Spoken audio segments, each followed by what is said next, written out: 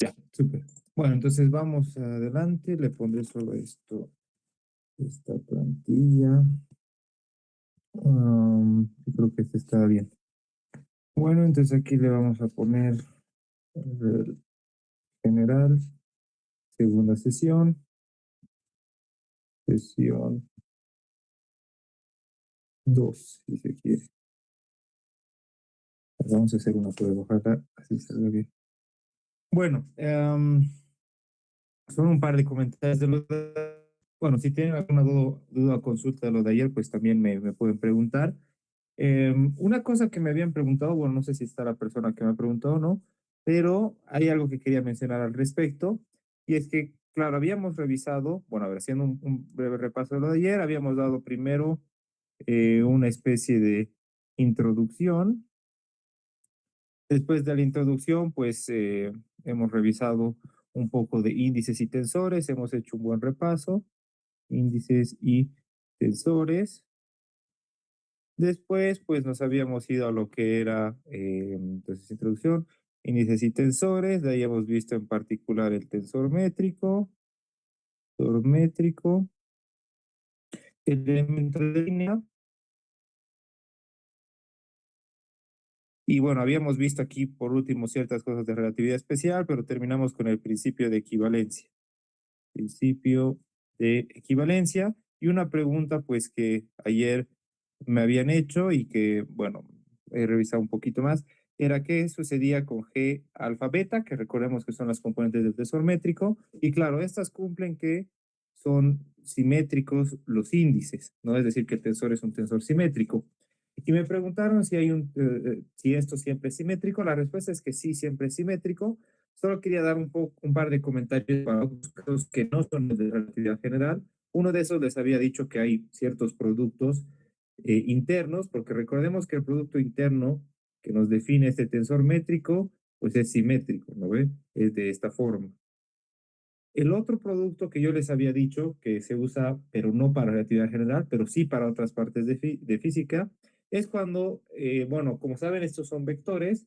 Si nosotros tomamos que el campo, o sí, a veces en vez de campo se le llama el cuerpo, ¿no? Los escalares son números complejos, muchas veces se utiliza esta especie de simetría que se la llama simetría conjugada, por cierto, ya solo para mencionar simetría conjugada, conjugada, donde este asterisco no es nada más que el complejo conjugado de ese escalar, ¿de acuerdo? Y para eso, bueno, si nosotros usáramos la métrica, que en esos contextos nunca, bueno, no nunca, pero no se usa generalmente la métrica tendría que ser un operador que se llama autoadjunto. Básicamente, G alfa beta tiene que ser igual a, o le voy a poner así en notación de matrices, que G alfa beta tiene que ser igual a esto DAGA, que DAGA es el complejo o la transpuesta compleja de esta matriz, ¿de acuerdo? Y por otro lado, sí hay un caso en donde se usa algo parecido a la métrica, que sí es un tensor antisimétrico, que es de geometría simpléctica, ¿ya? Por si alguien lo quiere revisar. Y esto se usa mucho en formalismo hamiltoniano, geometría simpléctica. Y ahí hay una especie de métrica que si no me equivoco, se le pone con W, que es W alfa beta, que es igual a menos W beta alfa, ¿ya? Esa es una geometría distinta a la que estamos tratando por si acaso ahora. Y de hecho, este es muy parecido, pero tiene justamente esta característica que es antisimétrico el tensor y por ende que también pues tiene otras características y define otras cosas, ¿listo? Entonces eso sobre ayer. No sé si hay alguna pregunta de ayer o vamos directo con lo de hoy. Bueno, si no hay preguntas, entonces vámonos a lo de hoy. Bueno, hoy va a ser una clase o una sesión que espero que no sea muy densa porque hay mucha información. En particular, me voy a centrar en la primera parte, en hacer un par de ejemplos de geodésicas. Después, para sacar las ecuaciones de Einstein hay muchas cantidades. Entonces, ya les adelanto que esas cantidades Mi idea no va a ser que las calculemos ahora, sino que muchas de esas solo las voy a mostrar y voy a explicar qué significan. Entonces, sobre todo en la mitad, no, digamos, como que no se abrumen, que van a haber muchas expresiones, pero no las vamos a usar todas ahora. Es bueno mostrarlas, pero no vamos a hacer cálculos de todas y nos vamos a centrar solo en lo que va a venir al último, que eso sí lo vamos a hacer ya más detenidamente, que va a ser la parte de cantidades conservadas. Entonces, vamos ahora sí con lo que nos tocaría, que sería primero lo que pasa con símbolos de Cristo corriente. Entonces, recordando un poco lo que habíamos visto ayer, habíamos dicho que el espacio-tiempo pues era una especie de superficie generalizada, que bueno, yo le estoy dibujando así como una papa solo como ejemplo, ¿no? Entonces, imaginemos que este es, como digo, una superficie de 2 dimensiones, ¿no? Y que le estamos llamando el espacio-tiempo. Entonces, a esa variedad se le llama, que una vez más, variedad es este objeto que es como una especie de superficie generalizada y que le estoy llamando M por su nombre en inglés, que es manifold, variedad en inglés se le dice manifold. Y le habíamos añadido una estructura que es este tensor métrico.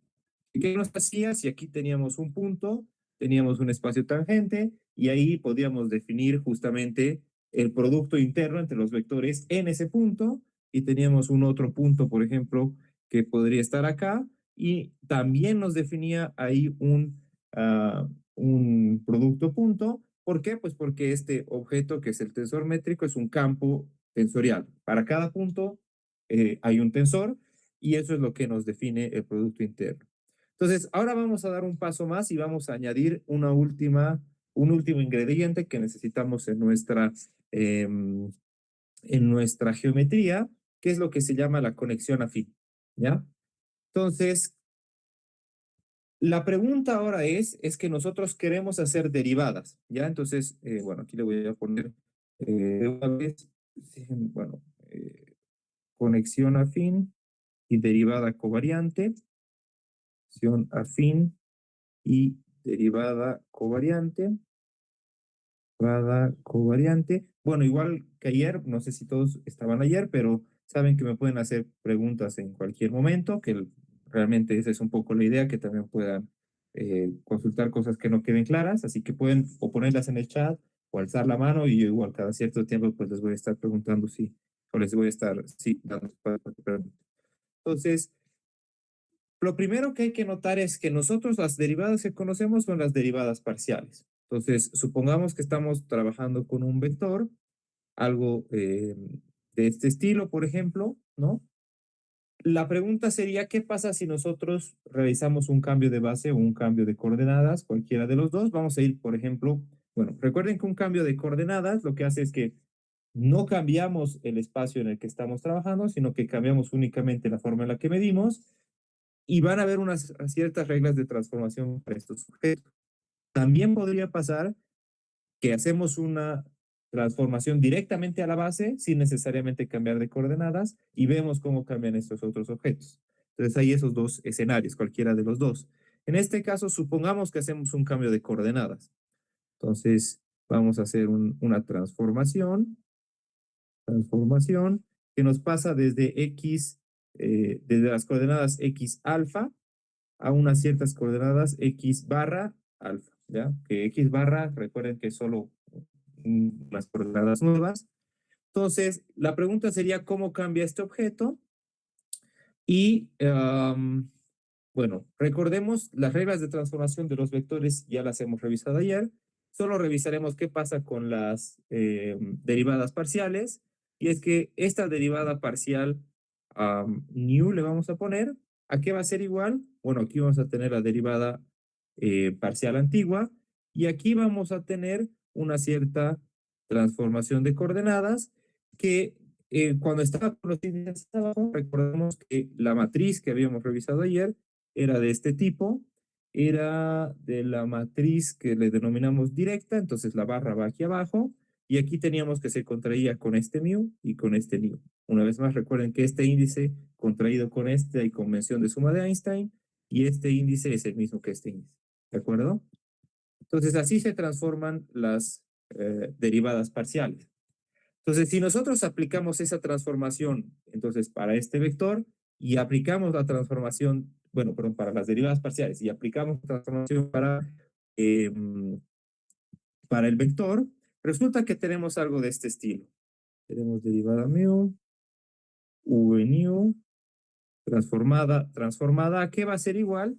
Bueno, les dejo un poco como ejercicio si quieren hacerlo explícitamente, pero si ustedes hacen ambas transformaciones, lo que se tiene es lo siguiente: se tiene una derivada cuadrada de x beta con respecto a, bueno, aquí disculpen, primero aquí me he confundido, vamos a tener lo siguiente: primero vamos a tener una derivada, ¿está bien?, de x beta con respecto a x barra mu, derivada de x barra nu, con respecto a x beta, x alfa, aquí es una derivada al cuadrado, x alfa, v alfa, más, y bueno, como digo, no se preocupen mucho de estos términos, que mi objetivo no es que sepan todos estos términos, sino vamos a ver qué sucede, ¿ya?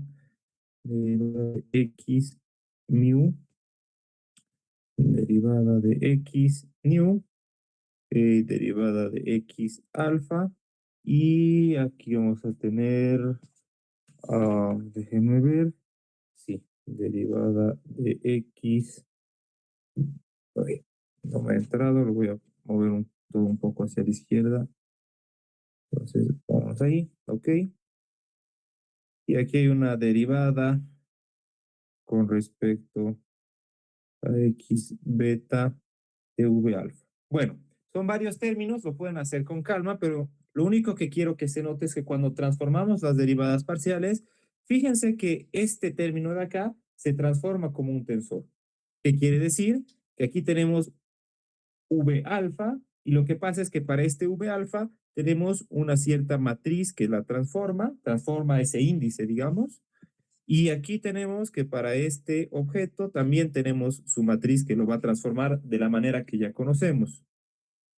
¿Qué sucede en este otro caso? Este otro caso es un término distinto. Entonces, este de acá le podemos poner que sí es tensorial este término, pero este otro término, el término en celeste, no. Este término lo vamos a llamar inhomogéneo. Y fíjense que ante el cambio de coordenadas, entonces, no tenemos una transformación como de un tensor. Entonces, en resumen, queremos decir que la derivada, esta derivada v nu, no es un tensor. ¿Por qué nos interesa tener algo que sea un tensor? Porque queremos encontrar ciertas cantidades que no dependan de la coordenada, no dependan de la base, y que sean objetos puramente geométricos, ¿de acuerdo? Entonces, es así que necesitamos nosotros encontrar un otro objeto, ¿ya? ¿Dónde surge parte de este problema? Es que recuerden ustedes que una derivada, bueno, inclusive ya desde cálculo 1, ¿no? Se definía algo así como una función de x más h menos una función de x dividida entre un parámetro h, y aquí hay un límite, qué sé yo. Pero lo que quiero que noten es que tenemos una cierta función evaluada en un punto x más h, y esta es una evaluada en un otro punto. En el caso de los vectores es muy parecido, entonces volvamos a nuestro dibujo. Lo que nosotros en resumen estamos haciendo es que estamos tratando de evaluar un vector en este punto de aquí, que si quieren lo llamamos P, el punto P, y un vector que se encuentra en un punto muy cercano, pero que no es el mismo, que le vamos a llamar el punto Q. Entonces estamos restando dos objetos evaluados en puntos distintos. ¿Y qué pasa? Resulta que en geometrías que sean no planas, no es directamente posible el restar un vector que se encuentre en un punto P con un vector que se encuentre en un punto Q. ¿Por qué? Porque son espacios tangentes distintos. Entonces, no tenemos una regla directa para comparar vectores en espacios tangentes distintos. Entonces, necesitamos un objeto que nos relacione esos dos espacios tangentes, y eso es a lo que se llama, entonces, el objeto que relaciona estos espacios tangentes, el objeto que relaciona estos espacios tangentes, espacios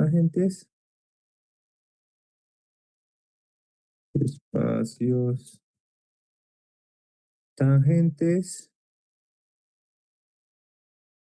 es la conexión afín.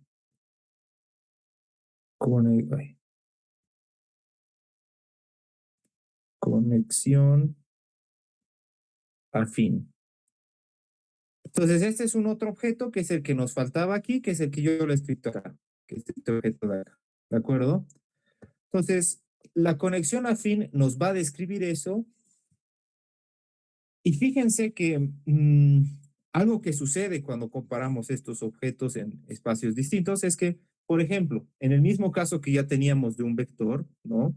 Si tenemos una derivada parcial de un vector, que recuerden que ahora vamos a tomar no solo las componentes, que serían v alfa, sino también el vector o la base, ¿no? Entonces, esto, si somos estrictos, sería una derivada de las componentes multiplicado por la base alfa, entonces algo así, más las componentes sin derivar por la derivada de la base. ¿Qué sucede en un espacio plano? Que esta derivada de acá es cero, porque recuerden ustedes que si trabajamos con coordenadas cartesianas en un espacio plano, tenemos que los vectores son IJK, que esos son vectores constantes. En cualquier punto la base va a ser idéntica. Sin embargo, esto no ocurre generalmente si tenemos unas coordenadas distintas o si tenemos un espacio que es no plano. Entonces, este término de acá no se va a anular necesariamente y es así que surge una necesidad de que nuestras derivadas involucren también lo que sucede con este término. Entonces, cuando queremos construir esta conexión afín, vamos a necesitar una derivada que sea tensorial en este caso. En particular, hay dos derivadas tensoriales y la primera, que es la que más vamos a utilizar, es la que se llama derivada covariante.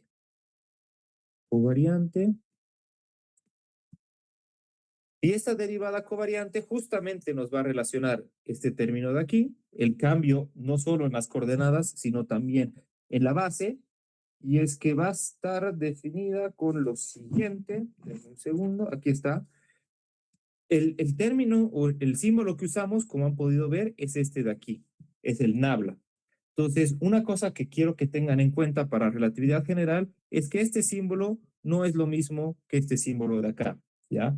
Por ejemplo, en ecuaciones diferenciales muchas veces se utiliza que estos símbolos son iguales, pero en este caso no. Estas son simplemente derivadas parciales, es decir, que derivamos con respecto a una cierta coordenada, y por cierto, la notación que se usa es que si anotamos derivada beta, es lo mismo que derivada con respecto a x beta, por si acaso. Es solo una derivada con parcial como la conocemos. En cambio, este símbolo de acá va a estar definido con lo que vamos a mostrar ahora. Entonces puedo borrar esto de aquí. Y es que esta derivada covariante, en particular, si nosotros, y aquí, ¿está bien? Si nosotros calculamos esta derivada covariante, pues fíjense que va a estar relacionada con este término y en particular nosotros, bueno, vamos a obtener algo de este estilo. Ahorita les explico un poquito qué significa. Aquí va a estar así y este va a ser mu. ¿Y qué es este objeto de acá? Estos solo son coeficientes, ¿ya? Solo son coeficientes y lo único que nos está diciendo es que la derivada que tengamos de la base, que es esta parte de aquí, ¿no? O sea, lo que estoy resaltando si se quiere. Esto de aquí se puede escribir como una combinación lineal, es decir, como ciertos coeficientes de la misma base. Entonces es una suma de los vectores en la base. Por ejemplo, si tenemos que este vector, esta es la base, ¿no? En un punto está así. Cuando nos vamos a un punto a la derecha, qué sé yo, cambia un poco así la base, digamos, podría cambiar así. Entonces el cambio en este vector de acá se lo puede escribir como función, como es un vector, también como una combinación lineal de los vectores de la misma base. Eso es lo único que estamos diciendo. ¿Se entiende? Entonces, eso es lo que significa esto. Y hay unos objetos muy importantes que van a ser estos de aquí. Estos de acá son los que se le llama los coeficientes de la conexión. Conexión. ¿Ya?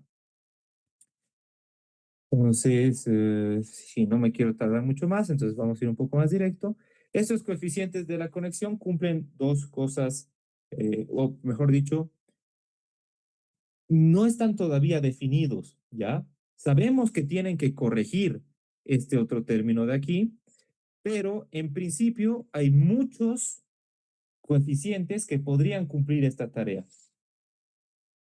Entonces, estos coeficientes, primero, antes que nada, vamos a describir una cosa importante, que estos coeficientes no son tensores,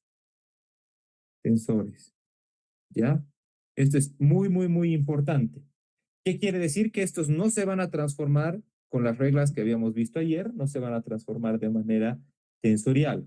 Sin embargo, su resta sí, pero su resta sí es un tensor. Su resta sí es un tensor. Vale la pena decir que si nosotros tenemos, qué sé yo, esta resta de por aquí, ay, disculpen, algo de por aquí, por ejemplo, menos, y digamos que tenemos, ah, bueno, es que en este caso va a dar cero, pero a ver, supongamos que tenemos otro de estos objetos, digamos, bueno, tiene que tener los mismos índices, a veces son simétricos, ahorita vamos a ver, pero esta resta sí va a ser un tensor. Si bien no son tensores como tal, su resta sí lo es. ¿Está bien? Bien, ahora vamos a llegar un poco a definir lo que es la derivada covariante. ¿Hasta aquí alguna duda o consulta? Esta parte estoy yendo un poquito rápido porque quiero llegar a las fórmulas que vamos a aplicar como tal, por cuestiones de tiempo. Pero no sé si hay alguna pregunta hasta acá.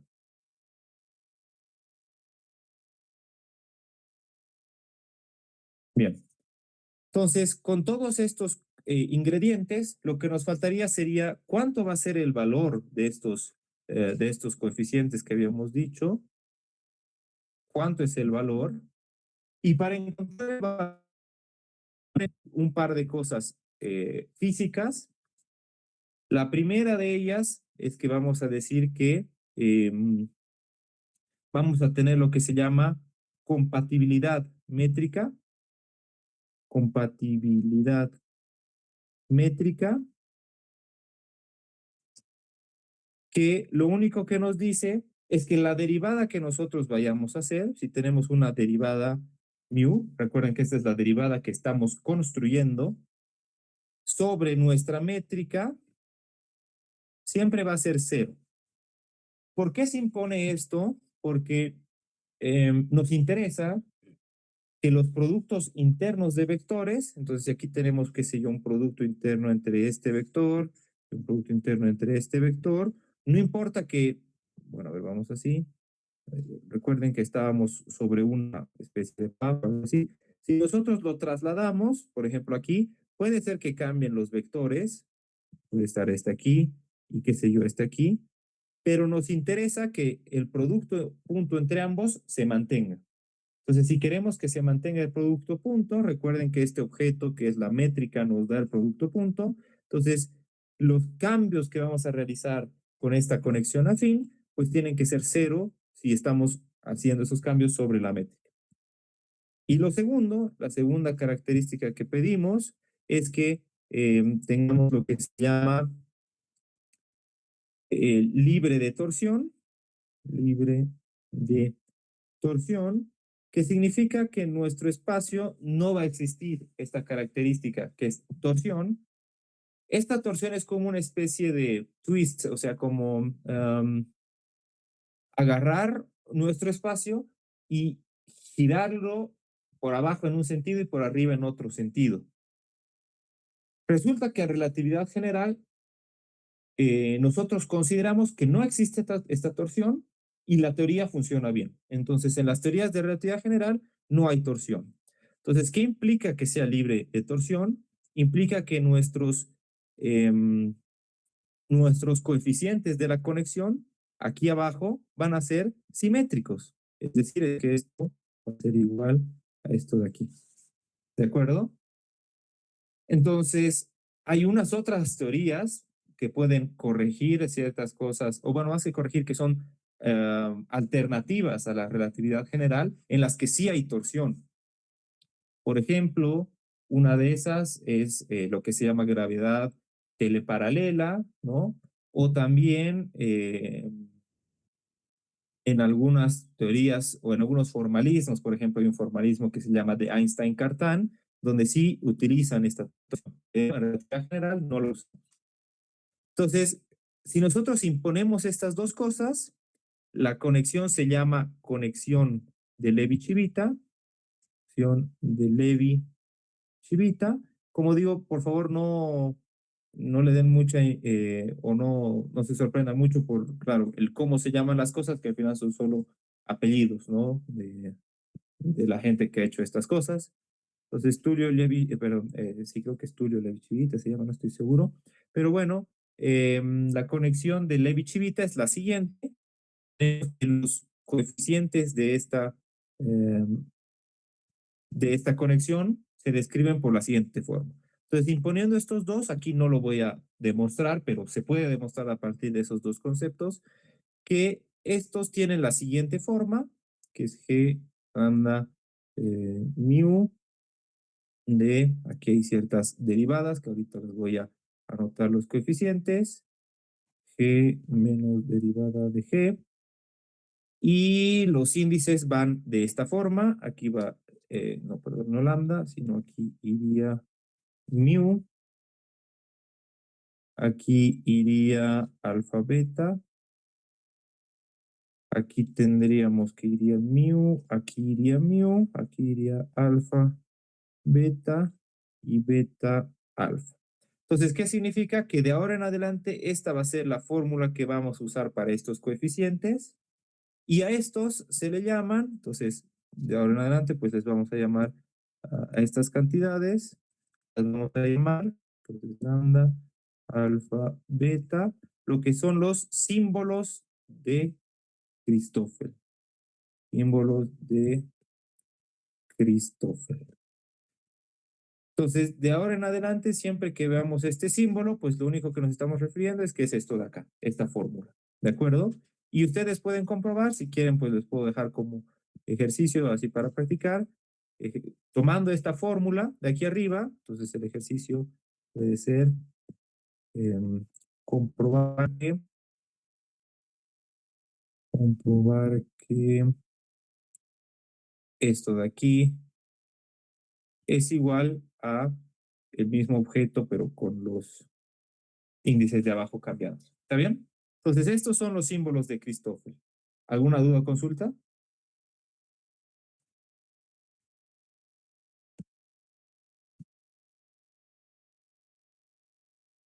Bien. Entonces, ahorita vamos a ir a calcular cosas un poco más específicas. ¿Para qué nos sirve? Y es donde vamos a tener una otra definición importante, que con estos coeficientes ya calculados, podemos calcular ahora sí derivadas covariantes. Partamos del ejemplo más simple, que es la derivada covariante de un vector. Recuerden que también va a estar la base asociada, pero vamos a calcular solo las componentes y vamos a sobreentender que esas componentes se las van a multiplicar por una base. Entonces aquí vamos a tener que la derivada covariante de un vector está definida por lo siguiente. No es nada más que la derivada usual, la derivada parcial tal y como la conocemos, pero aquí es donde ya entran en juego estos coeficientes que les comento, que son, bueno, que son los símbolos de Christoffel. Aquí vamos a tener V.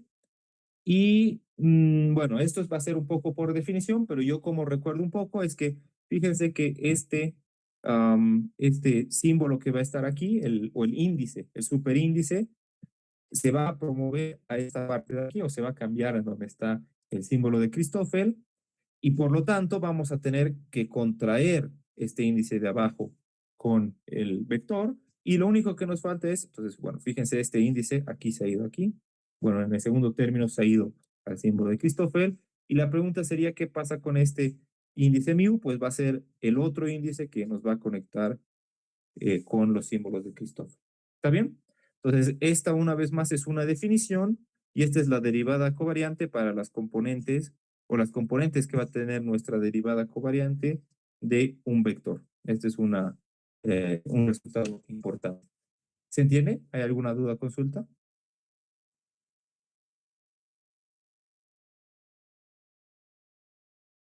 Un par de cosas importantes más de esto es, por ejemplo, ¿qué pasa si tenemos, así rápidamente lo escribo, la derivada covariante de otros objetos? Pues, por ejemplo, podemos tener la derivada covariante de un escalar. La derivada covariante de un escalar, pues, no tiene mucho misterio, ya que es la derivada parcial del mismo escalar. Eso también es por definición. Y una última opción sería, ¿qué pasa si tenemos la derivada covariante de un objeto, pero que tiene los índices abajo? ¿Ya? Entonces, de hecho, a partir de estos dos de arriba, de tanto este resultado de aquí como de este resultado de aquí, pues se puede demostrar que la forma que tiene que tener nuestra derivada covariante con un objeto que tenga los índices abajo es la siguiente.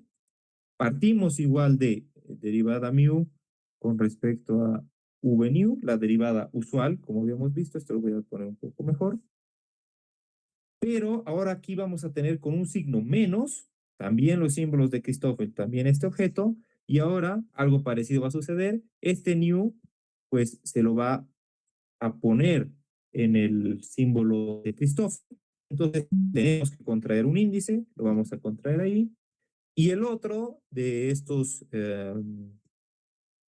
índices, que sería el mu, pues lo colocamos en el espacio libre que tenemos en el símbolo de Christoffel. Entonces, todas estas pues son definiciones de nuestra derivada covariante para distintos objetos.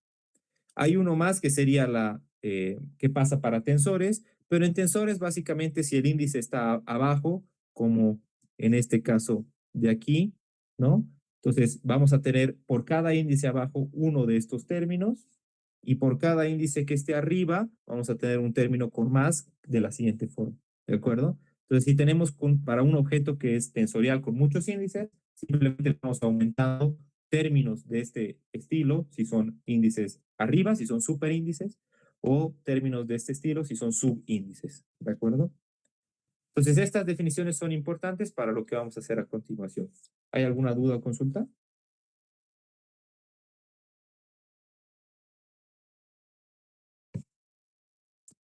Entonces, ahora sí vamos a ir a un concepto del que vamos a calcular ciertas cosas. Entonces, denme unos minutos que ahora vamos a hacer un ejemplo sobre todo de calcular estos símbolos de Christoffel, ya que estos son importantes.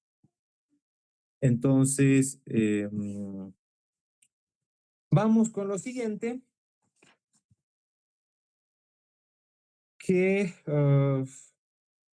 bueno, hay un concepto que lo voy a pasar un poco por temas de tiempo, porque no sea importante, que es el de transporte paralelo. Así simplemente diciéndolo en palabras, el transporte paralelo es que nosotros, entonces, bueno, tal vez lo voy a poner así rápidamente, sin mucho más. Transporte paralelo, y como digo, esta parte inicial tal vez va a ser un poco rápido, pero son ciertos conceptos que quiero mostrarles qué significan, tal vez algunas definiciones o algunas ecuaciones o sí, algunos resultados que nos pueden servir, pero que no vamos a calcular todas estas cosas. Entonces, transporte paralelo significa que si nosotros tenemos un vector, tenemos, bueno, una vez más, tenemos esto de aquí, tenemos un vector que está en este punto. Si nosotros lo queremos mover a este otro punto de acá, ¿no? Entonces quisiéramos mover este vector a ese punto de la forma que sea, intentando que sea lo más recto posible o que tenga el menor cambio posible. Entonces, como digo, no quiero hacerlo tan largo. Lo único es que el transporte paralelo se define de esta forma. Si este es el vector v, entonces este es el vector v igual a c. ¿Qué significa esta expresión? Significa que la derivada covariante de este vector v, que es el que está aquí, en dirección de este punto, es el vector tangente a la curva sobre la cual lo estamos transportando. Es decir, aquí tenemos una cierta curva, que esta curva se le llama gamma, perdón, no lambda, creo que he dicho lambda, se le llama gamma. Entonces, esta es la curva gamma. En particular, si nosotros tenemos gamma punto, va a ser el vector que es tangente a esta curva. Es decir, el vector que nos direcciona la curva, ¿no? Que siempre está en la misma trayectoria en la que va la curva.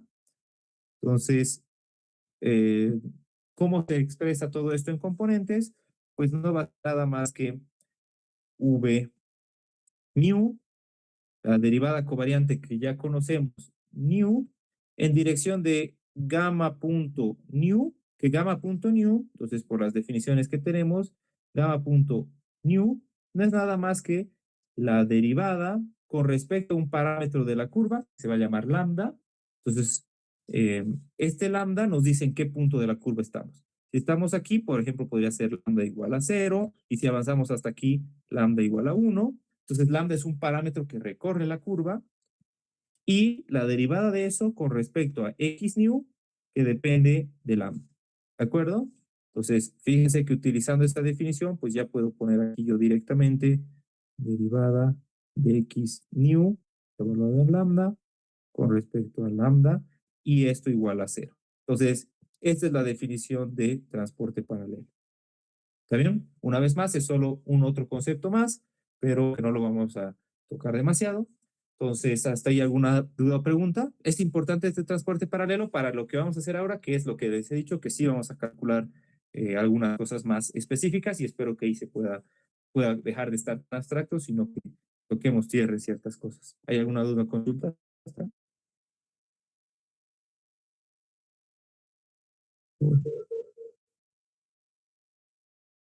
Ay, perdón, creo que estaba con eco. Bien, entonces, ¿todo bien? Realmente, una vez más, por favor, como que digo, si tienen cualquier duda o de la anotación, por favor háganla, que es pues el momento, ¿no? Como les decía, si no, para eso igual pueden ver algunos videos aparte, pero si hay alguna duda o consulta, pues por favor, bienvenida, ¿listo? Bueno, entonces, ahora sí, vamos a una cosa importante. Si recuerdan, ayer, en lo que habíamos visto del principio de equivalencia, habíamos hablado de lo que son las geodésicas, y en particular, hoy vamos a hacer el cálculo de esas geodésicas. Entonces, ¿cómo podemos nosotros definir estas geodésicas? Que recuerden que son una suerte de el camino más recto en nuestro espacio-tiempo, que podría ser curvo, o bueno, en un espacio matemático podría ser, pero en nuestro caso, como es relatividad general, va a ser en un espacio-tiempo. Entonces, las geodésicas se calculan de la siguiente forma. Entonces, vamos ahora sí. Geodésicas. Que las geodésicas, pues, vienen definidas de la siguiente manera. Va a ser, eh, bueno, aquí vamos a tener el transporte paralelo a lo largo de una curva o de un vector tangente a una curva de el mismo vector. Y esto va a ser igual a 0. ¿Qué quiere decir? Que estamos transportando paralelamente un vector en la misma dirección del vector. ¿Esto qué significa? Que si nosotros pues tenemos, qué sé yo, que una curva que va así, si nosotros tenemos que el vector tangente a esta curva es de esta forma, este es el vector lambda punto, si se quiere, nosotros empezamos a transportarlo en la misma dirección. Entonces hacemos este transporte paralelo en esta misma dirección, si se quiere, este de aquí, que también es lambda punto. No siempre va a pasar que si un vector lo transportamos en su misma dirección, se mantiene el mismo vector.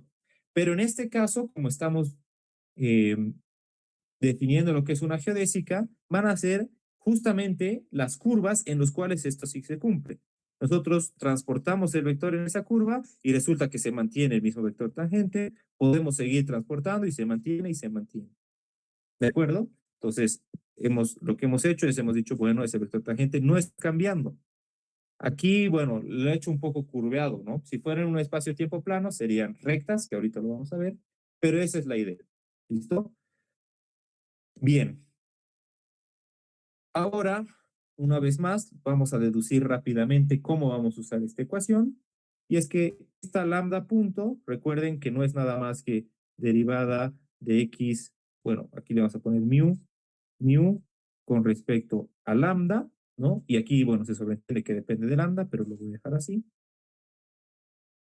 Entonces, si nosotros, pues, desarrollamos este término, ¿qué significa? Realizamos esta derivada covariante. Por temas de tiempo no lo voy a hacer exactamente, pero la idea es que desarrollamos esa derivada covariante y vamos a llegar a la siguiente, que es la ecuación de geodésicas, que esta es la que más vamos a utilizar, geodésicas, y que no es nada más que derivada cuadrada de x mu con respecto a lambda al cuadrado más símbolos de Christoffel, mu alfa beta, derivada de x alfa con respecto a lambda, derivada de x beta con respecto a lambda igual a 0.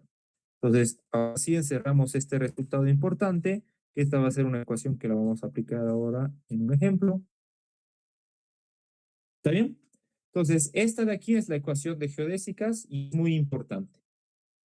¿Por qué es importante? Porque vamos a decir nosotros, bueno, algo que vamos a explicar ahora es que en un espacio-tiempo, o en, si en RG, vamos a poner,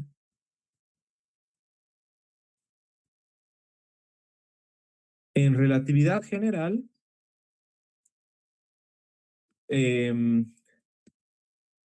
los cuerpos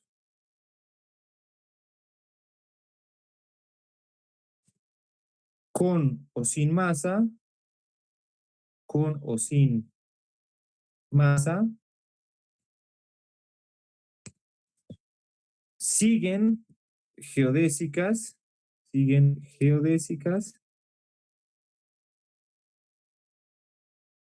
si no están afectadas, no, si no están afectados, porque son los cuerpos, si no están afectados por interacciones no gravitatorias, por interacciones no gravitatorias, interacciones no gravitatorias.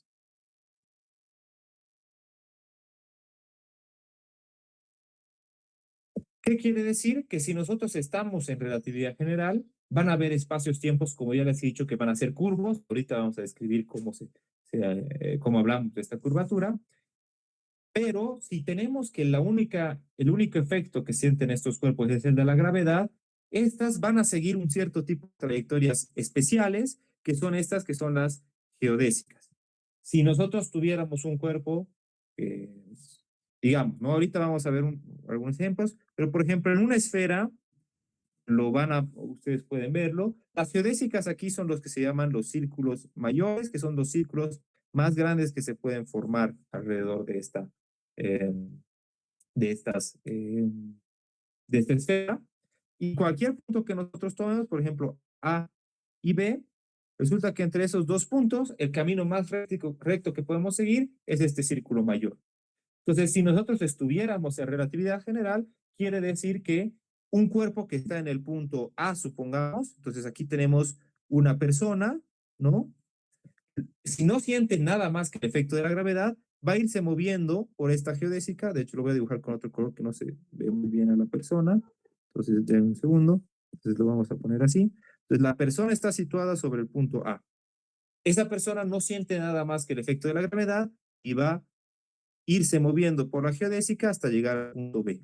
Esto es lo que nos quiere decir. ¿De acuerdo? Ahora, si tuviéramos una otra interacción, como sea, por ejemplo, el electromagnetismo, supongamos que hay un electrón cargado esta persona y hay un campo eléctrico, entonces ya no va a seguir una geodésica. Las geodésicas se las va a seguir cuando no hayan otro tipo de interacciones más que bueno, no interacciones, como ya saben, la gravedad no la vamos a definir como una fuerza, sino es justamente como este efecto de la curvatura del espacio-tiempo. ¿Está bien? ¿Hasta ahí alguna duda o consulta?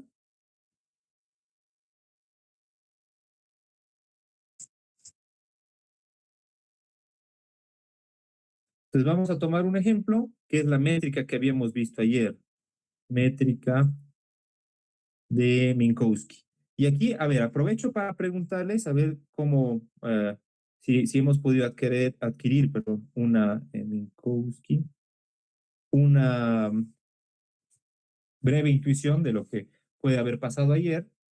Recuerden que la métrica de Minkowski, que es esta de aquí, entonces es esta de aquí, alfa, beta, no es nada más que, bueno, dependiendo de la convención, puede ser o menos, más, como lo estoy anotando aquí, o más, menos, pero yo les pregunto, bueno, recuerden que esto es un espacio plano.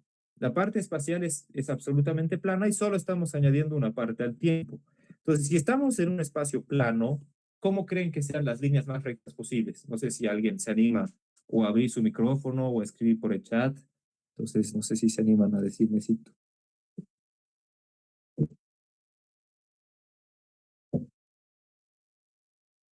Entonces, en un espacio plano, ¿cómo serían las curvas más rectas que podemos encontrar?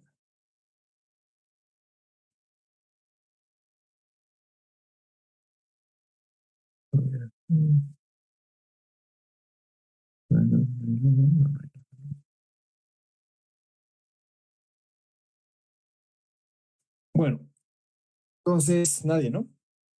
3, 2, 1, ya. Entonces, en un espacio plano, lo lógico es que las líneas más rectas posibles son justamente unas rectas, es el lugar geométrico de una recta. Entonces, vamos a comprobar que poniendo esta métrica de aquí, vamos a obtener como resultado simplemente rectas, ¿de acuerdo? Entonces, utilizamos esta ecuación aquí, que es la ecuación de geodésicas. Recuerden que para utilizar esta ecuación necesitamos calcular estos símbolos que se llaman los símbolos de Christoffel. Entonces, en este caso va a ser muy sencillo.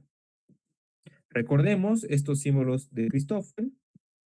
Entonces, estos símbolos de Christoffel son nada más que, bueno, así los habíamos definido, que eran igual a un medio lambda alfa. Bueno, recuerden que este objeto con los índices arriba es lo que se denomina como el tensor métrico inverso. Y aquí teníamos ciertas derivadas de la métrica, más derivadas de la métrica, menos derivadas de la métrica. Bueno, y en este caso, como estamos en el caso específico de Minkowski, esta métrica, la G, no es nada más que este símbolo eta que hemos definido aquí arriba. ¿Está bien? Entonces aquí van a ser derivadas de eta y derivadas de eta. Y como estaba definida, bueno, recordemos cómo van los índices. Este índice de aquí, si recuerdan, se contraía aquí, lo pueden revisar con calma. Y aquí teníamos simplemente nu. Aquí teníamos que iba alfa, aquí iba alfa, y aquí iba mu. New, mu. ¿Está bien? Pueden revisar la definición si quieren. Así es cómo se acomodan los índices. Pero hay algo interesante que fíjense que aquí todos los coeficientes son constantes. Bueno, y obviamente se sobreentiende algo que había dicho ayer, que todo lo hace cero. Es decir, aquí tenemos 0, 0, 0, 0, 0, 0, 0, 0, 0, 0, 0, 0. ¿De acuerdo? Entonces, ¿qué significa eso? Que todas estas derivadas van a ser cero, porque solo tenemos coeficientes constantes, que es o cero, o uno, o menos uno. Por lo tanto, esto siempre va a ser cero, porque la derivada de una constante siempre va a ser cero, no importa el valor de los índices que le pongan aquí, eso siempre va a ser cero. Entonces, en resumen, estamos diciendo que no importa qué valores tenga estos índices de los símbolos de Christoffel, este va a ser cero, este va a ser cero y este va a ser cero. ¿Qué significa eso? Significa que vamos a tener estos de aquí igual a cero. Todos los símbolos de Christoffel son cero. Entonces, volviendo a nuestra ecuación de geodésicas, que decía esto de aquí, derivada de x, aquí es derivada cuadrada con respecto a lambda cuadrado de x mu, era algo así, si recuerdan, mu alfa beta derivada de x alfa con respecto a lambda, derivada de x beta con respecto a lambda igual a 0, pero como estos objetos de aquí son 0, para cualquier combinación de índices que tengamos, entonces esto va a ser 0 automáticamente. ¿Se entiende? Y lo único que vamos a tener va a ser una ecuación diferencial de este tipo. Lambda al cuadrado igual a 0. ¿Está bien? Y bueno, aquí algunos tal vez ya, bueno, se dan cuenta qué va a pasar. En realidad estas de aquí son 4 ecuaciones, ¿no ve? Porque tenemos que este mu, recuerden, va a tomar los valores 0, 1, 2, 3, 4. Entonces, si nosotros no, calculamos en función de cualquier índice mu, esta ecuación diferencial la podemos integrar 2 veces. Entonces, aquí le voy a poner integrando 2 veces, dando 2 veces, porque es una ecuación diferencial sencilla, ¿verdad? Solo se puede integrar directamente 2 veces, desintegrando 2 veces, lo que vamos a obtener es lo siguiente. Vamos a obtener que x mu no va a ser nada más que una cierta constante a, le voy a poner que a y b son constantes ahorita, a por lambda más b. Entonces, donde lambda, perdón, de a, b son constantes. ¿Listo? Constantes de integración, si se quiere. ¿Y qué significa esto? Son 4 ecuaciones donde vamos a tener x0 igual a una cierta constante a lambda más b, x1 que va a ser una otra constante lambda más b, y bueno, y etcétera, etcétera, etcétera. Pero todo este conjunto no son nada más que las ecuaciones que se les llama paramétricas de una recta. Métricas de una recta. ¿Qué significa, por lo tanto? Hemos resuelto la ecuación de geodésicas y tenemos que las geodésicas son rectas, en este caso, geodésicas son rectas. ¿De acuerdo? Y tiene sentido por lo que habíamos pensado en un inicio, que es un espacio plano al final. Entonces, en un espacio plano, las curvas más rectas posibles no son más que el lugar geométrico que es una recta. ¿De acuerdo? Bien, no sé si se ha entendido este ejemplo, si han entendido más o menos cómo es el cálculo. Este es un ejemplo sencillo. ¿Por qué? Porque todos estos símbolos pues son 0. ¿Está bien? ¿Hay alguna duda o consulta? Por favor, cualquier duda pueden hacerlo.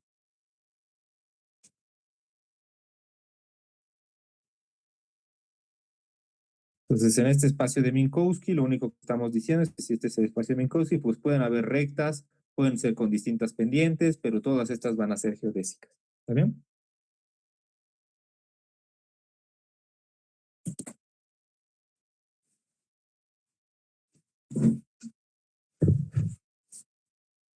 Bien, ¿estamos? Vamos ahora, bueno, estos minutos, entonces los vienen ahora. Lo anterior he intentado que sea un poco más detallado, que se entienda un poco todo. Lo que es de ahora en adelante, bueno, no de ahora en adelante, sino estos minutos hasta llegar a las ecuaciones de Einstein, voy a explicar un poco el trasfondo, ¿ya? Y de ahí les voy a mostrar solo cuánto valen ciertas cantidades, ¿ya? El tema es que estas cantidades, como van a poder ver, son largas, es decir, tienen a veces muchos términos, hay muchos símbolos, no se asusten, que, bueno, realmente si quisiéramos desarrollar todas estas cantidades, pues nos tomaría varias sesiones. Es decir, es algo que es normal que en un inicio pues sea un poco abrumante, pero no se preocupen que no es algo que como digo, que el objetivo sea que ahorita se entienda todo. Sobre todo aquí sí quisiera, o si ustedes pues les interesa saber bien, que intenten repetir estos cálculos, sobre todo de calcular los símbolos de Christoffel y de calcular estas ecuaciones de geodésicas, que estas sí pueden ser interesantes. Las otras no es que no sean interesantes, pero no se puede realmente hacer todos esos cálculos en solo 3 sesiones, ¿no? Entonces, lo que voy a optar por hacer es hablar un poco de cómo surge la curvatura y les voy a mostrar directamente los resultados que ya tenemos de este tensor vale esto, o tiene este valor para las componentes. Este tensor vale esto, este tensor vale esto, y ya. Entonces, aquí me voy a tomar un poco esta licencia y por favor, si alguien tiene alguna duda o consulta, pues la pueden hacer para profundizar, pero no se asusten que ahora voy a poner pues cantidades un poco largas y que si quisiéramos desglosarlas, pues nos tomaría mucho más tiempo. Así que por cuestiones de tiempo, voy a dar un trasfondo y directamente poner esto vale esta cantidad, esto vale esta cantidad, esto vale esta cantidad. ¿Ya? No vamos a hacer cálculos de esas, solo es para que tengan una noción de cómo va todo hasta llegar a las que se llaman ecuaciones de campo de Einstein. Y después de las ecuaciones de campo de Einstein, ya vamos a volver así a calcular cosas que van a ser muy importantes para el curso. ¿Ya? Entonces, esta parte hasta llegar a las de Einstein, mm, por favor, entiéndala como algo que es una introducción y que si quisiéramos desarrollarlo tomaría bastante más tiempo. Y después de las ecuaciones de Einstein, eso sí, son cálculos un poco parecidos a estos que están aquí arriba. Entonces, esos los vamos a realizar. ¿Listo? Y la siguiente clase, pues vamos a hacer todos estos cálculos para dos soluciones pues muy importantes, que van a ser importantes para sus cursos. Una que es una solución de agujero negro, que en realidad se usa para todo, básicamente. Bueno, no para todo, pero para muchos casos. Y la otra que es una solución importante en cosmología, que los cálculos van a ser, claro, de ese estilo, pero un poco más complicados, algunos sobre todo, donde estos símbolos de Christoffel no van a ser cero. ¿Está bien? Entonces vamos a esta parte que, como digo, va a ser un poco más de mostrar, o sea, de separado, mostrar qué objetos son los que se van a utilizar. ¿Listo? Sin entrar de más en detalle. Entonces vamos ahora sí con curvatura. Curvatura. Entonces hasta ahora recuerden que ya hemos construido, volvamos acá, ya habíamos construido, bueno, ya lo podemos volver a dibujar. Tenemos nuestro espacio-tiempo, que va a tener ya ciertas características geométricas que le habíamos dicho que es M, una variedad diferencial, que es una especie de generalización de superficie. Habíamos dicho que tenemos una cierta métrica G y le habíamos definido también una conexión afín. Entonces, con estos objetos ya podemos llegar a definir una curvatura. Ah, y una vez más, no, perdón, está bien. No, no. Entonces, estos tres objetos, ¿listo? Entonces, resulta que, claro, ¿cómo podemos medir una curvatura nosotros? En particular, nos interesa medir la curvatura desde dentro de este objeto, es decir, personas que están ahí adentro paradas, pues miden cómo es la curvatura. Uno podría decir, claro, esto lo podemos sumergir en un espacio-tiempo de dimensión mayor, digamos, esta superficie la sumergimos en un cubo, se podría hacer eso, ¿no? Y a partir de eso, pues alguien que esté en una dimensión mayor puede apreciablemente notar esa curvatura. Lo interesante está en que nosotros necesitamos medir la curvatura estando dentro de este espacio al que vamos a medir la curvatura. Eso es a lo que se llama geometría intrínseca, ¿ya? ¿Y por qué nos interesa? Porque las aplicaciones físicas que tenemos, por ejemplo, qué sé yo, cosmología, agujeros negros, nosotros vivimos dentro de este espacio-tiempo que es de 4 dimensiones. Entonces, para los experimentos, para todo lo que hagamos, no hay alguna forma en que nosotros físicamente podamos irnos a 5 dimensiones y hacer experimentos de relatividad general. Necesitamos hacer experimentos desde dentro de este espacio-tiempo. Entonces, es por eso que se usa la geometría intrínseca. Entonces, bueno, hay un par de formas para lo que voy a mostrar ahora, pero un concepto importante que solo, como digo, lo voy a mencionar, es lo que se llama el desvío de geodésicas. Desvío de geodésicas. Geodésicas. Y es que, claro, hasta ahora hemos visto que el espacio plano, las geodésicas son solo rectas.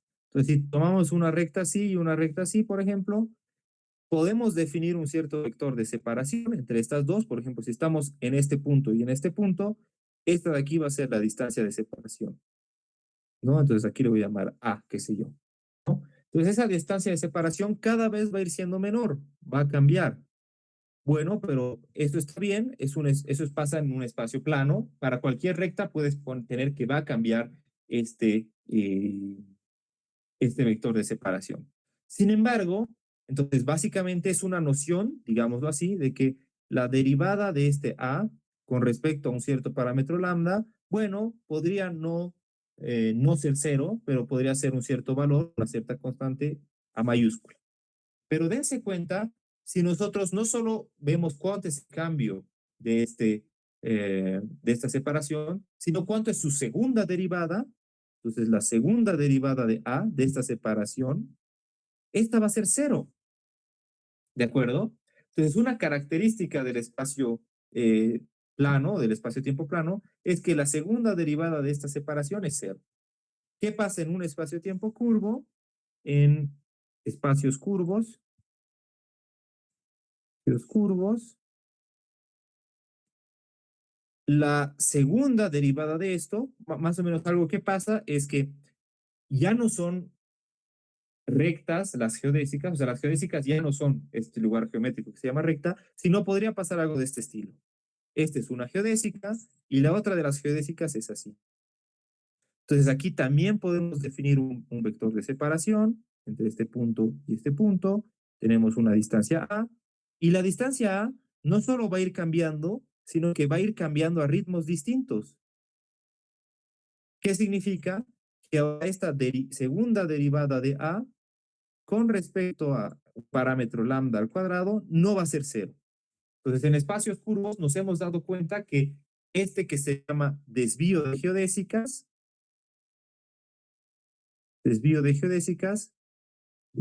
al estudiar el desvío de estas geodésicas, resulta que la separación al cuadrado no es cero. ¿Está bien? Entonces, el objeto que nos ayuda a definir esto es lo siguiente.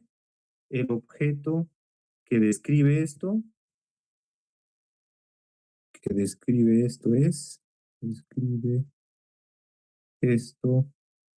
es, y le vamos a poner 2 puntos, es el siguiente, y es, bueno, ahora sí le pondremos, es el tensor de Riemann.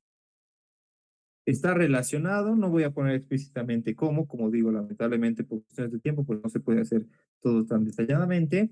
Este tensor de Riemann es un tensor largo, entonces como digo, solo lo voy a anotar y si quisiéramos verlo mejor, pues necesitaríamos más tiempo.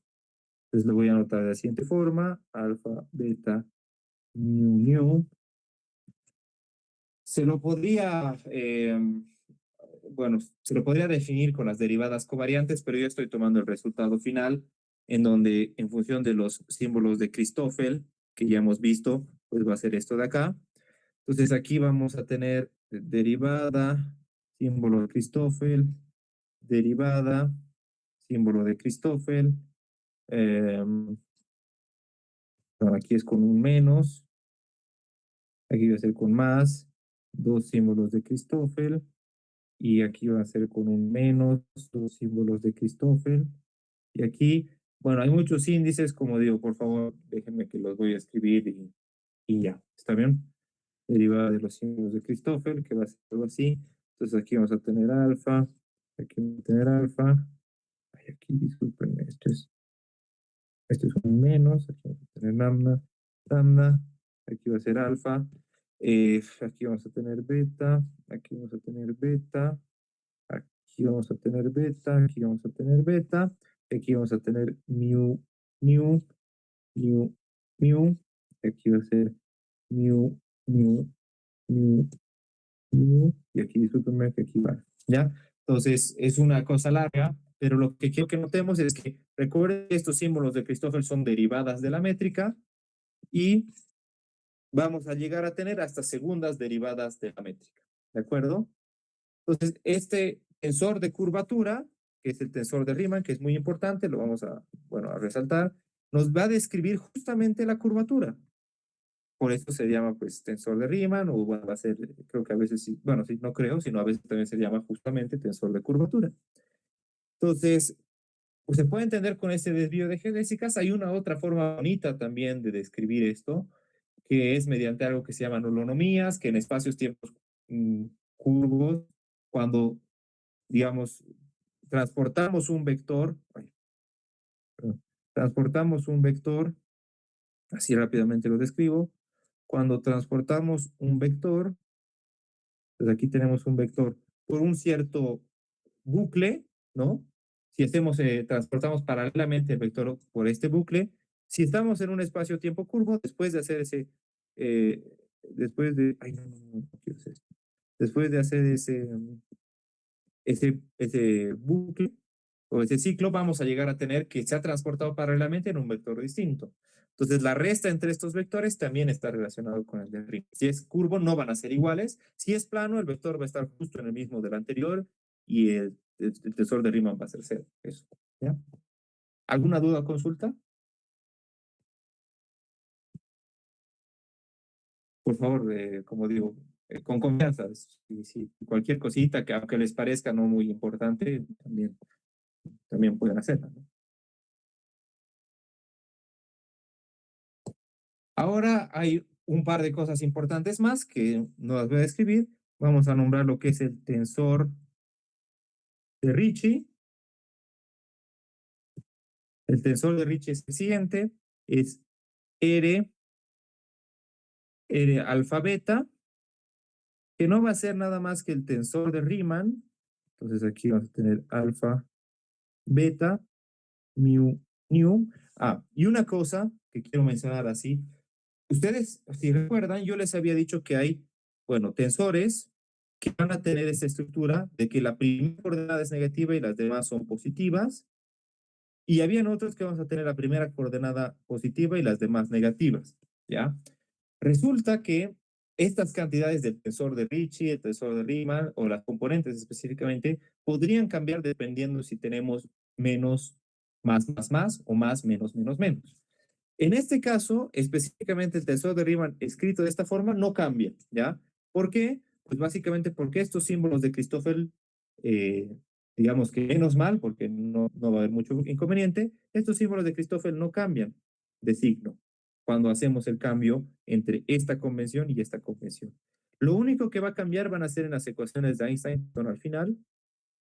Eh, bueno, y en particular, sí, en esas ecuaciones de Einstein y el escalar de Ricci. Entonces, si hay cosas que cambian de signo, las voy a mencionar, porque recuerden que en los cursos, en un par de cursos van a utilizar esta convención y en otro par de cursos esta de aquí. Entonces, si cambian de signo, lo voy a mencionar. Como aquí no he mencionado nada en este tensor de Riemann, quiere decir que es idéntico si estamos en una convención de la métrica o en otra. ¿Está bien? El tensor de Ricci, que sería esto de aquí, perdón, aquí, entonces había anotado alfa beta, es el tensor de Riemann, pero con estos índices contraídos, el índice mu y el índice mu. ¿Está bien? Y bueno, una vez más, no estoy poniendo nada, entonces no cambia de signo, porque aquí no entra la métrica en ninguna parte, lo único que hacemos es que contraemos este par de índices y ya. ¿Está bien? Entonces, ahora sí, vamos con lo siguiente, con lo último, de hecho, que vamos a tocar. Bueno, ese tensor de Ricci está relacionado igual con la materia, etcétera, pero no vamos a entrar mucho en detalle. Bueno, y una cosa, ¿por qué nos interesa ir contrayendo estas componentes del tensor de curvatura? Bueno, muchos aquí han debido pasar la de clásica de campos, el repaso. Y si ustedes recuerdan, las lagrangianas ahí no son más que escalares, es decir, no tenemos que entran vectores, o pueden entrar vectores, pero se contraen y se forman escalares. Entonces, la idea de ir contrayendo estos índices es que queremos formar un escalar para llegar a obtener una acción. ¿Está bien? Entonces, tomando eso en cuenta, vamos a tener lo siguiente, tensor perdón, no tensor, quería decir el escalar de Ricci, que ese justamente va a ser el que vamos a poder usar para construir una lagrangiana. Entonces vamos a poner lo que es un escalar de Ricci. Y el escalar de Ricci va a ser lo siguiente, va a ser igual a R alfa beta, R alfa beta, pero va a estar contraída con una métrica de alfa beta. ¿Ya? Entonces, este es el escalar de Ricci. Bueno, también los puedo resaltar estos resultados que van a ser también importantes, este de aquí, el tensor de Ricci y el del escalar de Ricci, que una vez más también de alguna forma tienen información sobre la curvatura, pero hay ciertas cosas distintas al tensor de Riemann que no las vamos a mencionar ahora. Pero una cosa importante de ese escalar de Ricci es que vamos a poner que este sí cambia de signo. Entonces esto lo vamos a poner aquí. R tiene signos distintos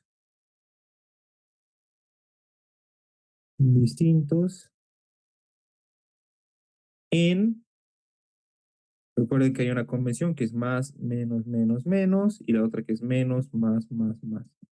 Entonces, bueno, yo estoy utilizando más que todo esta de aquí abajo, es la que yo estoy usando, pero les voy a mostrar un poco de ambas.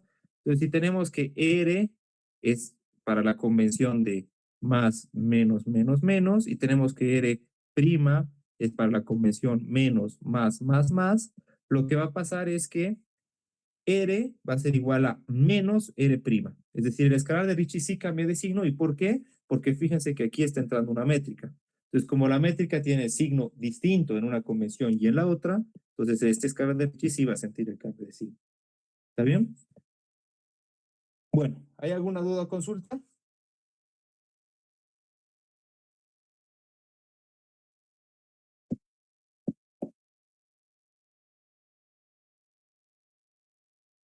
Y creo que lo que vamos a hacer es que hoy día yo pensaba tocar la parte de simetrías, pero probablemente voy a optar, porque nos va a tomar mucho tiempo, voy a optar por hacer esta parte, la última, con más calma, que es llegar hasta las ecuaciones de Einstein.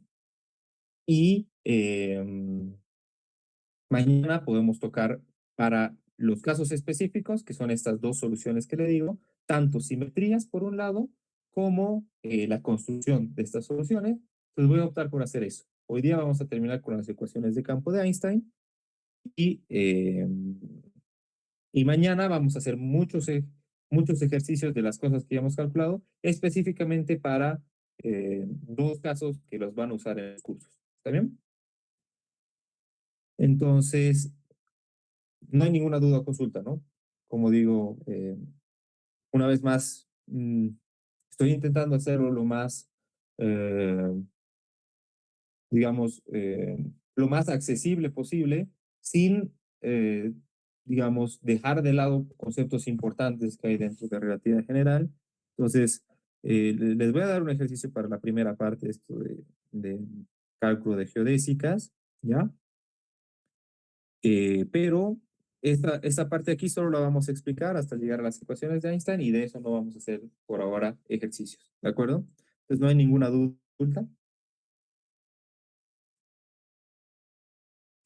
Por favor, igual, si estoy yendo muy rápido, dígame. Como digo, mi idea es intentar repasar esto lo mejor posible sin dejar de lado las cosas importantes, pero intentando por lo menos no entrar mucho en detalle, entonces he intentado entrar solo en las cosas que parecen necesarias para entender lo que está pasando, ¿sí? Entonces, igual, por favor, así con confianza, si sienten que estoy yendo muy rápido o muy lento, me pueden decir ya, no hay problema. Bien, entonces, ¿estamos? ¿Alguna duda con todo? Bien, entonces vamos a lo último que vamos a ver hoy día. Entonces, ya hemos visto curvatura, estas tres cantidades, pues de alguna forma están ligadas con la curvatura de un espacio-tiempo. Y vamos a ver, tarán, el santo grial, que son las ecuaciones de campo de Einstein. Ecuaciones de campo de Einstein. ¿Listo? Entonces, estas ecuaciones de campo de Einstein, pues, como les había dicho, estábamos buscando encontrar un escalar para hallar una lagrangiana. Resulta justamente que la lagrangiana que se halló con esto es la siguiente. Ay, no estoy seguro si he escrito las constantes que tienen estas ecuaciones de campo. Bueno, vamos a tomar en consideración, si no ahorita. Lo que pasa es que me gustaría mostrarles primero en unidades en las que todavía no hemos puesto, aquí está, se me has anotado. Bueno. Eh, eh, Vamos a considerar la velocidad de la luz va a ser igual a 1. ¿Está bien? Estamos considerando que la velocidad de la luz es igual a 1. Entonces, considerando aquello, resulta que la lagrangiana o la acción que hemos podido hallar, esta acción es la misma que, o bueno, sigue los mismos principios que han visto en clásica de campos. Esta acción es del siguiente estilo. Entonces, hemos podido hallar un escalar. Entonces, ese escalar hay que usarlo. Y no es nada más que esto de aquí, de 4x. Bueno, en realidad sería una densidad lagrangiana. Ahorita vamos a ver eso más a detalle. Que es la siguiente, que es esta de aquí. ¿De acuerdo? Entonces, esta parte de aquí en particular, bueno, en particular sobre todo esto, ¿no? Ah, es lo que se llama la densidad lagrangiana que habíamos visto. Esta es la ecuación de la acción que se obtiene para la relatividad general. Y uno podría decir, wow, pero está sencillo, ¿no? Parecía más complicada la de el electromagnetismo, por ejemplo, que tenía F mu nu contraídas, ¿no? Mu nu, F mu nu. O, por ejemplo, la de Klein-Gordon parece más complicada, la que han visto. Sin embargo, es al contrario. Esta de aquí es la más complicada de esas. ¿Por qué? Porque dentro de este escalar de Ricci, si se dan cuenta, hay un montón de operaciones, que son las que hemos definido aquí arriba. Entonces, si bien parece que es algo corto, en realidad hay todo esto de aquí, ¿ya? Entonces, claro, uno puede decir, bueno, y una cosa, ¿qué significa esta parte de acá? Esta I, esta G, en realidad es la convención que se usa para denominar el determinante de esta métrica. ¿Está bien? Esta es la G que está ahí. ¿Listo? Y esto es muy interesante porque esta G con todo esto, este diferencial, ¿no? Es lo que sería un elemento de volumen. Elemento de volumen, ¿ya? Ustedes recordarán que muchas veces cuando hacíamos integrales triples, claro, teníamos aquí un diferencial, y esto de aquí, o lo que está en la menos g, no es nada más que justamente un análogo al determinante jacobiano, ¿ya?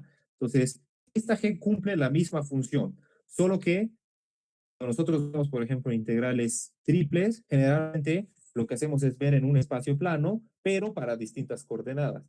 Aquí, si bien podríamos ver que va a cambiar con las coordenadas ese determinante de g, no solo cambia con las coordenadas, sino que también es distinto para distintos espacios-tiempos. ¿Está bien? Entonces, si hay un espacio-tiempo curvo, va a ser una g distinta a si hay un espacio-tiempo plano. ¿Está bien? Entonces, ese es un elemento de volumen. Y aquí no lo vamos a hacer. Si alguien es muy aventurero, pues podría intentar hacer que si variamos esta acción, entonces la variación de la acción con respecto al campo físico, que en este caso el campo físico es G. Muchas veces se lo hace con G hacia arriba, si no me equivoco, con las Gs, no con la métrica, sino con la métrica inversa, y hay que hacer esa variación y igualarla a cero. El mismo principio de Hamilton. Ya les adelanto que es complicado, es algo no tan trivial, pero no lo vamos a hacer, no nos interesa hacerlo ahora, sino nos interesa mostrar el resultado.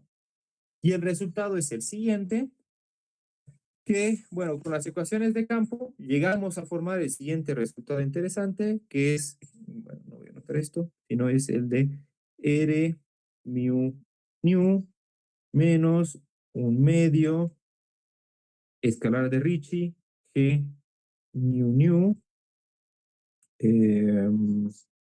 y esto igual a 8 pi g de este de aquí, que ahorita vamos a ver qué se llama, de mi unión. Bueno, una cosa que tengo que mencionar es que esta acción es cuando todavía no interactuamos con materia, ¿ya? Cuando interactuamos con materia, se está sumando este término de aquí, ¿ya? Eso es lo único que quiero mencionar. Entonces, este término es solo que algo que ha surgido cuando le ponemos materia a la lagrangiana de arriba. ¿Listo? Entonces, esto es lo que obtenemos al variar las ecuaciones de Einstein. Y recuerden, este de aquí, entonces es lo que sería el tensor de Ricci, tensor de Ricci, Este de aquí sería el escalar de Ricci. Escalar de Ricci. Este de aquí es la métrica, ¿no? Simplemente es la métrica. Y esto de aquí, bueno, básicamente yo le voy a poner simplemente materia barra energía, ¿ya? Es decir, que ahí entra toda la materia o la energía y es lo que se llama justamente el tensor energía momento. Energía momento. ¿Listo? Bien. ¿Qué nos dicen estas ecuaciones? Intentemos entender, aunque sea un poco. Esta parte de la izquierda está directamente relacionada con la curvatura. Ya lo habíamos visto. Es tanto esta R como esta otra R con índices están relacionadas con la curvatura. Y como bien acabamos de mencionar, esta T está relacionada con la materia y la energía. Entonces, ¿qué significa? Significa que la presencia de materia o energía va a afectar qué tanto se curva este espacio-tiempo. Y de hecho, bueno, una vez que nosotros tengamos un espacio-tiempo curvo, podría haber que haya redistribución de materia, entonces esa materia se puede redistribuir y va a afectar al espacio-tiempo, etcétera. Entonces, esto es lo que se menciona como que el espacio-tiempo curva, no, la materia curva al espacio-tiempo y el espacio-tiempo le dice a la materia cómo moverse alrededor. ¿También?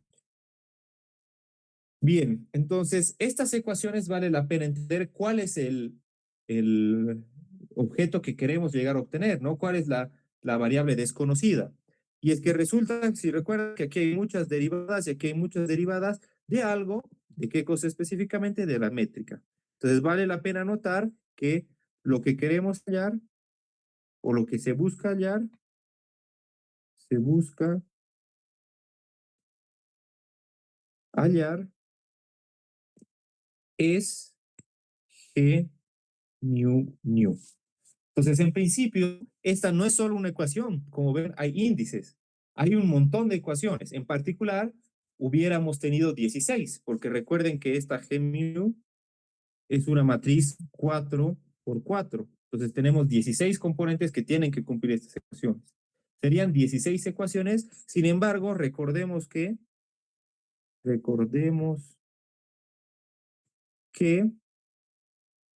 G mu nu es igual a G mu mu.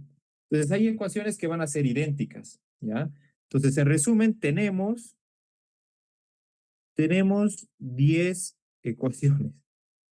Es decir, esto de aquí arriba, esta expresión, en realidad nos está nombrando qué va a pasar con 10 ecuaciones, pero muchas veces pasa que muchas de esas cosas son todas cero o que son ecuaciones que son dependientes unas de las otras, entonces muchas veces pasa que son menos de 10 ecuaciones, ¿ya? Porque no todas son dependientes. Pero en principio, si no habrían simetrías adicionales o todo, tendríamos 10 ecuaciones y así. ¿Está bien? Entonces, bueno, hasta aquí alguna duda o consulta. Vamos a ver una última cosa y con eso vamos a acabar.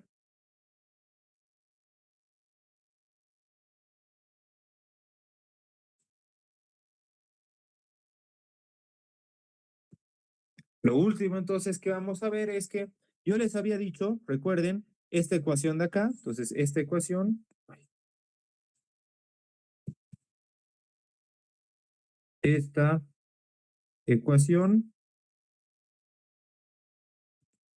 es para eh, la convención que habíamos usado en la que era menos, más la métrica, ¿recuerdan? Entonces esta ecuación, es decir, la que ahora voy a escribir es para esta convención, es decir, que es R mu nu nu menos un medio RG mu nu igual a 8 pi G T mu nu. Entonces, ¿qué va a pasar para más, menos? Hay algunas cosas que van a cambiar. En particular, resulta que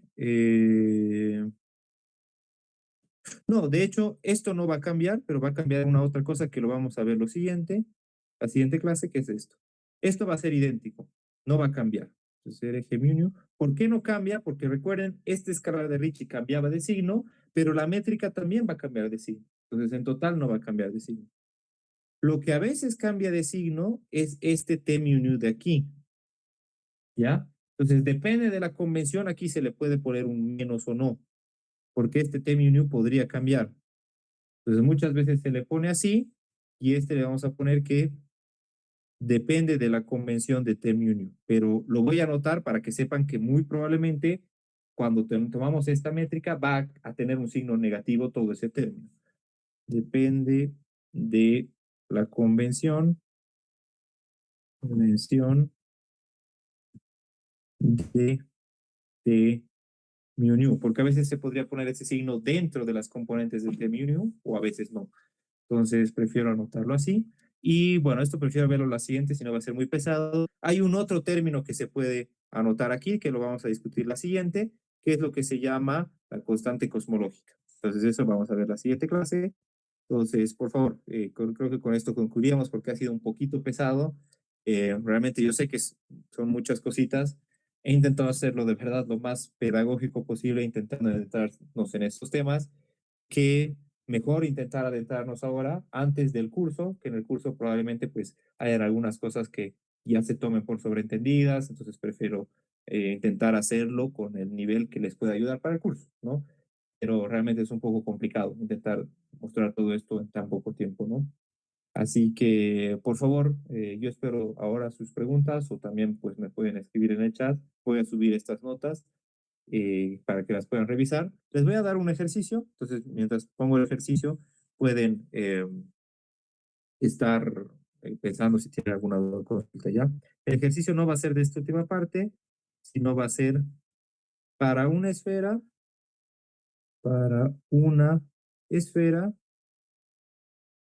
ay, esfera, es decir, para una métrica del siguiente estilo, G alfa beta, o le voy a poner esfera de radio 1 para que sea más fácil, de radio 1, vamos a tener que la métrica va a ser así, 1 seno cuadrado de tita, por una esfera de radio 1, calcular, le vamos a poner calcular los símbolos de Christoffel, alfa, beta, mu, y las ecuaciones de geodésicas, que van a ser dos ecuaciones de geodésica. Entonces, si alguien pues quiere practicar, yo les recomendaría hacer este ejercicio. Estos símbolos, bueno, ay, perdón. La idea sería, en un principio, si no conociéramos bien qué va a pasar, que tendríamos que ir aumentando todo esto, ¿no? Poniendo, variando todos estos alfas, betas, mius, etcétera, ¿no? Pero ya les adelanto que muchos de esos van a ser cero y solo nos van a quedar dos. Entonces, para ahorrarles el trabajo, les voy a decir cuáles tienen que calcular y los otros, si quieren, pueden comprobar, pero que van a ser cero. Va a ser este símbolo de Christoffel, que no estoy seguro si lo he puesto aquí o en el otro lado. Sí, aquí está. Entonces, solo calculen estos dos, que va a ser el símbolo de Christoffel gamma 122, 122. Bien, entonces en la ecuación que hemos puesto para los símbolos de Christoffel, reemplacen estos valores y vean cuánto sale. Y el otro de estos es el gamma 112. El gamma 112. Como son simétricos en los índices de abajo, no, perdón, no es 112, disculpen, aquí me confundí, es 212. 212, ¿sí? Que va a ser lo mismo, por si acaso, lo mismo que gamma 221, ¿ya? Y las ecuaciones de geodésicas, entonces, que van a ser así, derivada cuadrada, con respecto a, le pueden poner lambda igual, a x mu más esto de aquí, ¿no ve que era mu alfa beta derivada de x alfa con respecto a lambda, derivada de x beta con respecto a lambda igual a 0. Van a tener que reemplazar o hacer esto dos veces. Una de estas va a ser para mu 1 y para mu 2. donde, bueno, también algo que les puede ayudar es que x1 va a ser tita, es la coordenada tita, y x2 va a ser phi. No quiero que resuelvan las ecuaciones, solo que las planteen, es decir, que reemplacen todos los valores en estas ecuaciones y les van a salir dos ecuaciones, una para tita y una para phi. Resolver esas ecuaciones es más complicado, entonces hasta ahí lo vamos a dejar, ¿está bien? Entonces les doy este ejercicio por si gustan practicar, que creo que les puede ser de ayuda, y eso. ¿Alguna duda o consulta?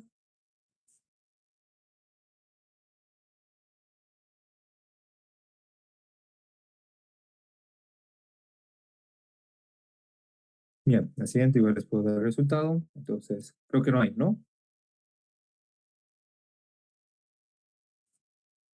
Bueno, entonces en ese caso terminamos aquí la clase. Como digo, hoy ha sido un poco condensado, tal vez un poco bastante, y mañana espero que sea un poquito más tranquilo y hacer ejercicios más específicos.